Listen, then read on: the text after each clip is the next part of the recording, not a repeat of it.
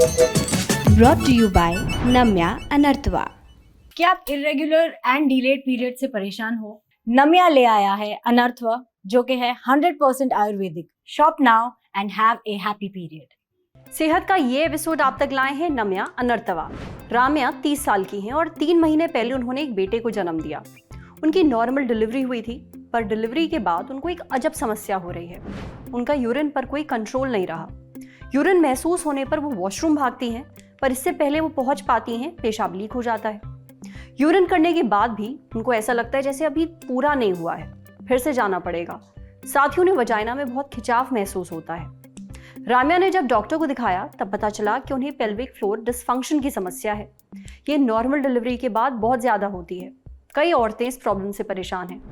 राम्या चाहती हैं कि हम इसके बारे में सही जानकारी लोगों को दें ताकि उनकी जैसी महिलाओं की मदद हो सके। अब पेल्विक फ्लोर डिसफंक्शन क्या होता है, ये जानने से पहले जान लीजिए कि पेल्विक फ्लोर किसे कहते हैं। ये फ्लोर का मतलब फर्श नहीं है, ये आपके शरीर के अंदर है। आसान भाषा में समझें तो पेल्विक फ्लोर यानी मांसपेशियों का एक ग्रुप जो पेल्विस के बेस पर पाया जाता है। अब ये पेल्विस क्या होता है? सोचिए, पेल्विस एक घर है, इसमें अलग अलग सदस्य रहते हैं, जैसे कि ब्लैडर, गर्भाशय जिसको यूट्रस कहते हैं, और मलाशय यानी कि रेक्टम। पेल्विक फ्लोर मसल्स यानी कि मांसपेशियां इस घर की फाउंडेशन होती हैं। पेल्विस आपके शरीर का ये वाला हिस्सा होता है। इसी के साथ पेल्विक फ्लोर पर क्रैश कोर्स पूरा होता है और डॉक्टर से जानते हैं कि पेल्विक फ्लोर डिसफंक्शन क्या होता है। इसका मतलब ये होता है कि जो पेल्विक फ्लोर की मसल्स हैं वो ठीक से काम नहीं कर रही हैं। अच्छा, ये पेल्विक फ्लोर डिसफंक्शन करीब 50% उन लेडीज़ में देखा जाता है जहाँ पे नॉर्मल वेजाइनल बर्थ हुआ होता है। अब सब विमेन में क्यों नहीं होता और सिर्फ 50% लेडीज़ में क्यों होता है? वो इसलिए कि कुछ इनहेरेंट कोलेजन डेफिशिएंसीज होती हैं इन लेडीज़ में जो कि पेल्विक फ्लोर डिसफंक्शन को प्रेसिपिटेट करती हैं, और कुछ इनहेरेंट वीकनेसेस होते हैं इनकी मसल्स में जो कि पेल्विक फ्लोर को बनाती हैं। पेल्विक फ्लोर डिसफंक्शन में जो पेल्विक ऑर्गन्स हैं वो अपनी जगह से हट के नीचे की तरफ हर्निएट कर जाते हैं। ये एक तरह का पेल्विक फ्लोर डिसफंक्शन है जिसको प्रोलैप्स बोलते हैं।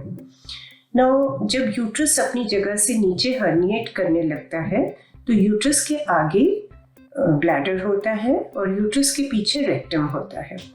तो जब यूट्रस नीचे की तरफ हर्निएट कर रहा है तो वो ब्लैडर को भी खींचता है नीचे और रेक्टम को भी खींचता है। विजाइना में एक फीलिंग ऑफ फुलनेस, एक dragging sensation in the vagina, ये होना शुरू हो जाता है। और कई बार उनको ये महसूस भी होता है कि कुछ नीचे की तरफ आ रहा है। और जब ब्लैडर नीचे खिंचता है तो ब्लैडर की वजह से यूरिनरी प्रॉब्लम शुरू हो जाती हैं पेशेंट्स में। घड़ी घड़ी बाथरूम जाना, इनकम्प्लीट इवैक्यूएशन, यानी उनको ऐसे लगता है कि जैसे हम वॉशरूम गए हैं लेकिन पूरी तरह से हम वॉशरूम पास नहीं कर पा रहे हैं और हमें दोबारा भी जाना पड़ रहा है।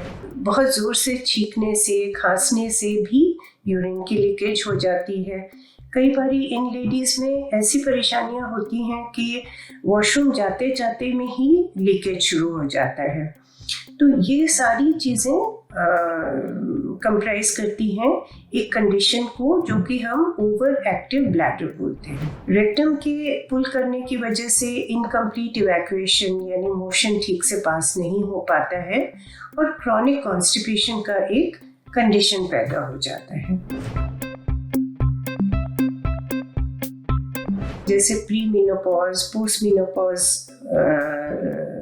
पॉजल लेडीज़ होती हैं, उनमें हार्मोनल बहुत सारे चेंजेस होने लगते हैं जिनकी वजह से ये ओवर एक्टिव ब्लैडर और इनकॉन्टिनेंस और पेल्विक फ्लोर डिसफंक्शन शुरू हो जाता है।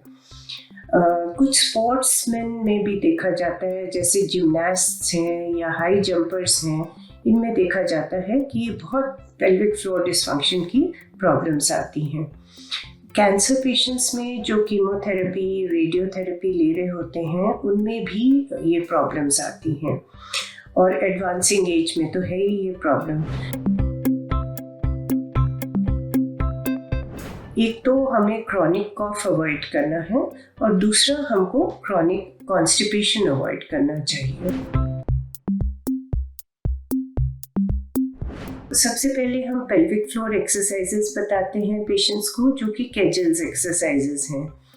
एब्डोमिनल मसल्स को भी हम स्ट्रेंथन करते हैं टू प्रिवेंट। खास कुछ प्रोसीजर्स सर्जिकल भी होते हैं जो इन कंडीशंस को करेक्ट करते हैं, जैसे प्रोलैप्स के लिए different cystocele repair, rectocele repair, hysterectomy for a prolapsed uterus, ये सब चीज़ें होती हैं। इनकॉन्टिनेंस की सर्जरीज होती हैं, स्ट्रेस इनकॉन्टिनेंस की, तो ये सब चीज़ें भी ऑफर करते हैं पेशेंट्स को। कुछ पेशेंट्स ऐसे होते हैं जिनमें हम सर्जरी नहीं कर पाते हैं, तो उनको हम कुछ ऑल्टरनेटिव थेरेपीज बताते हैं, जैसे रिंग पेसरी है, वेट रिडक्शन है, रात को स्टिमुलेंट्स ना लें और स्मोकिंग क्विट करें। तो ये सब आसान तरीके हैं जो हम पेशेंट को हेल्प करने के लिए सुझाव देते हैं। पेल्विक फ्लोर डिसफंक्शन क्या होता है ये तो आपको समझ में आ ही गया होगा। अब ज़रूरी नहीं है कि ऐसा डिलीवरी के बाद ही हो, इसके कई कारण हो सकते हैं जो डॉक्टर ने बताए। NCBI यानी कि national centre of biotechnology and information के मुताबिक हिंदुस्तान में 21.8% औरतों को ये समस्या है। अगर आपके साथ भी ऐसा होता है तो डॉक्टर को ज़रूर दिखाएं, इसका इलाज उपलब्ध है। अब बढ़ते हैं सेहत के अगले सेगमेंट की तरफ, तन की बात। जानिए सेंटेड सैनिटरी पैड्स इस्तेमाल करना आपकी सेहत के लिए किस तरह का खतरा पैदा कर सकते हैं।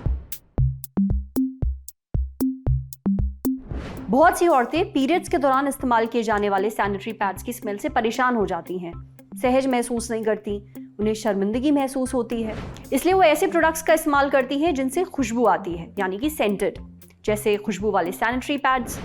पर क्या ऐसे प्रोडक्ट्स इस्तेमाल करना सेफ है? इन सैनिटरी पैड्स को ये खुशबू केमिकल्स की मदद से मिलती है। अगर वो केमिकल्स आपकी वजाइना के आसपास भी होंगे तो आपको इन्फेक्शन का डर है, आपको खुजली के साथ साथ खाज की दिक्कत भी हो सकती है। यही नहीं, कुछ महिलाएं ऐसे प्रोडक्ट्स इस्तेमाल करती हैं जो वजाइनल परफ्यूम का काम करते हैं। ये सही नहीं है। वजाइना का अपना एक pH लेवल होता है जिसकी मदद से वो इन्फेक्शन से लड़ती है, पर अगर आप कोई केमिकल से लेस खुशबू वाले प्रोडक्ट्स इस्तेमाल करेंगे तो ये वजाइना के pH लेवल को नुकसान पहुंचा सकता है, इसलिए ऐसे प्रोडक्ट से दूर रहें। समझे? अब बारी है सेहत के आखिरी सेगमेंट की, खुराक यानी झकास सी हेल्थ टिप। जानिए असली और नकली केसर की पहचान कैसे करें। केसर का इस्तेमाल मसाले, कलरिंग एजेंट और यहाँ तक कि नेचुरल दवाइयों में भी होता है। जिन लोगों ने केसर खरीदा है उन्हें ये तो पता होगा कि बहुत महंगा मिलता है, पर कहीं पैसा खर्चा करने के बाद भी आपके हाथ में नकली केसर तो नहीं आ रहा। अब इसका पता कैसे लगाएं, ये बताए डाइटिशियन अमृता मिश्रा ने। देखिए, बाजार में मिलावटी केसर भी बहुत बिकते हैं। इनकी पहचान के लिए आपको एक सिंपल सा काम करना है। एक ट्रांसपेरेंट ग्लास में पानी लीजिए और उसमें थोड़ी मात्रा में केसर मिलाइए। केसर में मिलावट होने पर इसका आर्टिफिशियल रंग पानी में तेजी से घुल जाता है। वहीं जो शुद्ध केसर होगा, जब वो पानी में घुलने दिया जाता है तो ये अपना केसरिया रंग तब तक रहने देता है जब तक ये मौजूद है ग्लास में। ऐसे आपको पता चल जाएगा कि केसर असली है या नकली। आज सेहत पर इतना ही। अगर आप एक डॉक्टर हैं, हमसे कुछ शेयर करना चाहते हैं, तो जो ईमेल आईडी इस वक्त आपको अपनी स्क्रीन पर दिख रही है उस पर हमें एक मेल भेज दीजिए। ये वीडियो फेसबुक पर देख रहे हैं तो हमारे फेसबुक पेज को लाइक करिए, यूट्यूब पर देख रहे हैं तो हमारे चैनल को सब्सक्राइब करिए, बेल आइकन पर जरूर क्लिक कर दीजिए ताकि जब भी हम कोई नया वीडियो अपलोड करें तो उसका नोटिफिकेशन आप तक सबसे पहले पहुंचे। शुक्रिया।